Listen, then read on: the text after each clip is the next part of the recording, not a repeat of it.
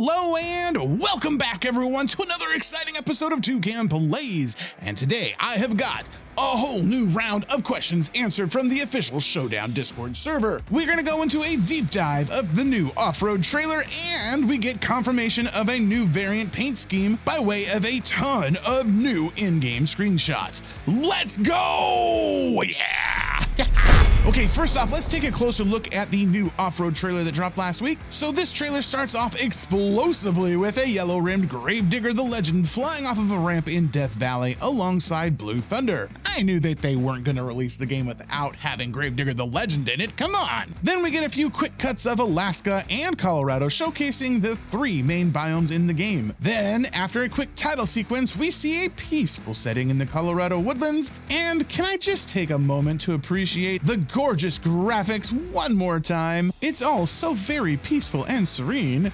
That is, until a trio of monster trucks come roaring by overhead. A few adrenaline-fueled clips later, and we see the second new truck officially confirmed in this video, Whiplash, driving through the Alaskan wastelands. Then we get a good look at the backside of an updated Sparkle Smash. It has an updated logo, but it appears that the model is still the same, apparently based off of the Spin Master render, which honestly is kind of fine by me. I prefer the toy model versus the real-life truck with its incredibly shrinking snoot. Cut to some really cool low-angle shots of the track, which has me wondering, are we going to be able to record and play back the races with some custom cameras like this? Or is it all just a custom camera setup just for the promo? I personally would love to be able to make videos like this in the game for sure, but I have a sinking feeling that that's probably not going to happen. We then cut to some actual gameplay footage as the announcer describes the features on the various biomes.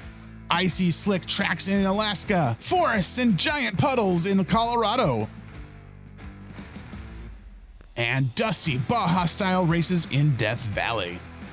The announcer is then very clear to state that this is, in fact, an arcade racing game, which confirms to me what we've been suspecting for a while. Outdoor circuit racing is definitely the main focus of this game. Freestyle, while important, is probably not the main focus of the game. Otherwise, they probably would have spent more time talking about that before now. On a personal note, I love this guy flying in and wiping out Zombie. I've said it all along, I love the verticality in this game, and these are shaping up to be some super fun races.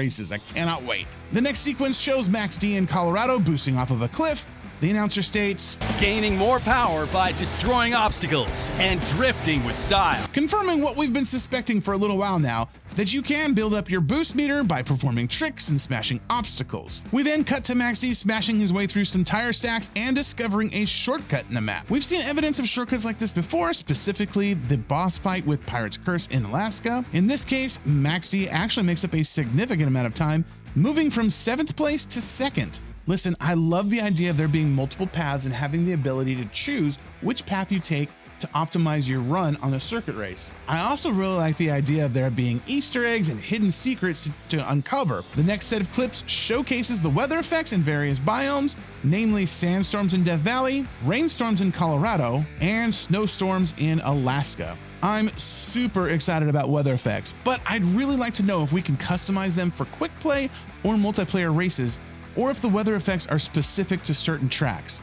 Finally, we get a very quick preview of the next episode titled Challenge, which appears to be a head-to-head race between Mohawk Warrior and Ice Cream Man. We can see blue and yellow lane lines on the ground, and we're clearly inside of a stadium or arena of some sort. More on that in just a second. So hopefully next episode we'll actually get to see some more of the traditional Monster Jam style events, freestyle, head-to-head racing, that kind of thing. Okay, so for those keeping track, here is the updated truck roster. Last episode, my math was a little off, and I accidentally left Captain's Curse off of the list. Captain's Curse was mentioned in the copyright info on the official website, but as of yet, it is unconfirmed in the game still. Honestly though, Captain's Curse is another one of those iconic trucks that I just cannot imagine them not including in the base game, and I expect to see him confirmed very soon. Assuming that that's the case, that will put the roster at 39, leaving Digatron, Yeti, and Soldier Fortune Black Ops as yet unconfirmed in the game. What do you guys think? Who is going to take slot 39 and 40? Will it be Captain's Curse and Digatron? Will it be Soldier Fortune and Yeti? I don't think so. Well, leave a comment and let me know. What's your guesses? Okay, let's move on to some of those exciting questions that were answered by the devs in the Q&A section on the official Discord. Link in the description below to the official Discord for Showdown. Question number 1. Will you have to buy trucks with currency, or are they going to be earned through leveling or boss fights? The answer is you unlock them via Showdown events and by completing the challenges. What exactly is a Showdown event? Not sure, but I'm guessing that that's code for boss fights. So then what are the challenges? Again, that's unclear, but perhaps like Hot Wheels Unleashed, there may be certain challenges on the overworld map that unlock specific trucks. Kind of glad to see that there's no cash or gold system used to buy new trucks. Still, it seems that there will not be a playground mode where all of the trucks are unlocked, or a free roam where you can just drive around freely. So parents of young kids may have to do some legwork to unlock their child's favorite truck. Oh darn, Timmy. Looks like Megalodon is stuck behind this boss fight. Guess I'm gonna have to play for a few hours just to get him unlocked for you. Shucks. Will trucks retain their iconic abilities, i.e. Dragon breathing fire or El Toro Loco blowing smoke? The answer is we'll let you discover it. So, okay, I mean, that's kind of a cheeky way of saying yes. Now, that does make me wonder, though, that if some of the trucks that don't have famous abilities might get something cool to show off or taunt opponents. I guess we'll just have to wait and see. Will there be arenas?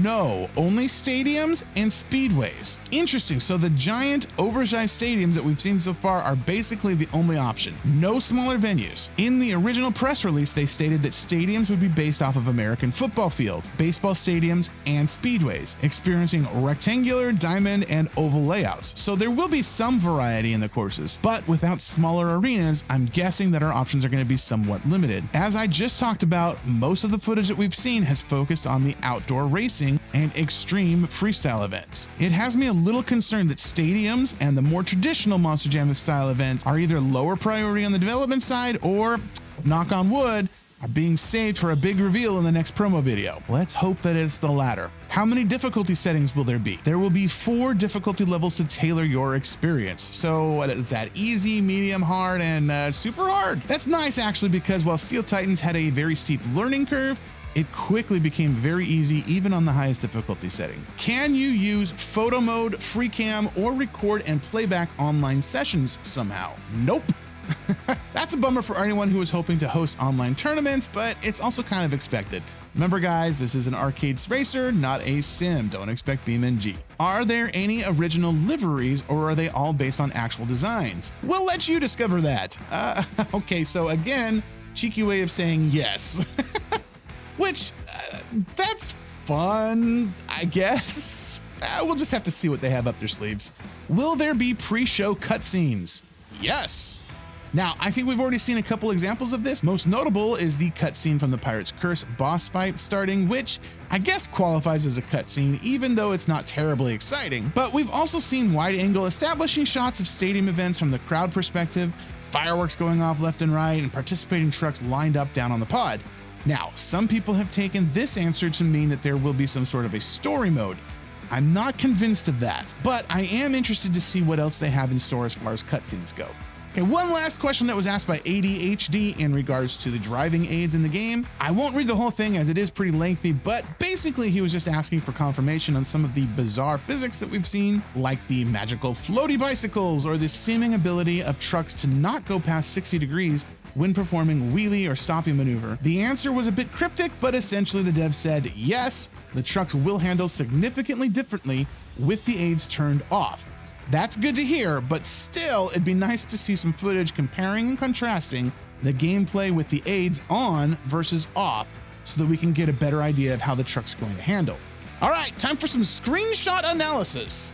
Okay, the first image, we've got Bakugan Dragonoid up front and center in Alaska with an imposing glacier cliff behind him, Megalodon and the orange Velociraptor variant flying off of the top with some cool pyrotechnics, and a stack of brightly painted shipping containers off to the right. It's a cool shot that shows off some of the snowstorm weather effects nicely. Next, we've got the OG Gravedigger alongside Gravedigger the Legend in a Colorado riverbed. Looking at this image, it just makes me want the purple Gravedigger the Legend even more. I hope that's a variant option. We'll have to see. Next up, Megalodon leading orange Velociraptor coming around the corner in Colorado. Strangely, the arrows seem to be pointing the opposite direction that the racers seem to be heading. Glitch? Secret? Who knows? but I really love Colorado. It looks so pretty. Okay, now we have Whiplash leading Gravedigger and Bakugan Dragonoid as they whip around an Alaskan glacier. I'm still not sold on these frost effects. It just dulls the truck's look. I don't know, just not my favorite. As is very apparent in this next shot of Meggy flying high in Alaska and Northern Nightmare being showered in sparks from the pyrotechnics below. Then we've got Dragonoid smashing through a flying target, Gravedigger trailing behind, and oh boy, there's trouble. Megalodon, Whiplash, and Velociraptor going 3 wide in Alaska again. And here's the money shot of the new orange Velociraptor variant. Confirmed. It looks really good. And way up in the top corner, we have Northern Nightmare with the Ford Oval on the grill. Could it be that the Ford sponsorship is actually on? No. Here we can see that the oval is actually blank. No Ford logo, no official Ford sponsorship. Boo. I do like the billboards here in the background though. Even though they're just advertising Showdown, it's a nice touch of realism to add to the outdoor track. More of this kind of stuff, please, especially in arenas. It would really help to add to the realism and the ambiance if there were advertisements scattered about the stadium as we're driving. It just adds that realism to it. All right, here we have Velociraptor, Megalodon, and Gravedigger the Legend flying high off of a ramp. And if you look really close on the Legend, you can see the mud pattern streaks backwards, giving the impression that this truck is going really fast. And the mud pattern is significantly different than that of Gravedigger, seen here as just kind of splotches all over the body. Same with Dragonoid, but not quite as noticeable. It seems like each truck gets their own dirt effect, or perhaps it's dependent on the track conditions or the type of driving being done. Or maybe it's just me looking too much into mud patterns. Probably that one.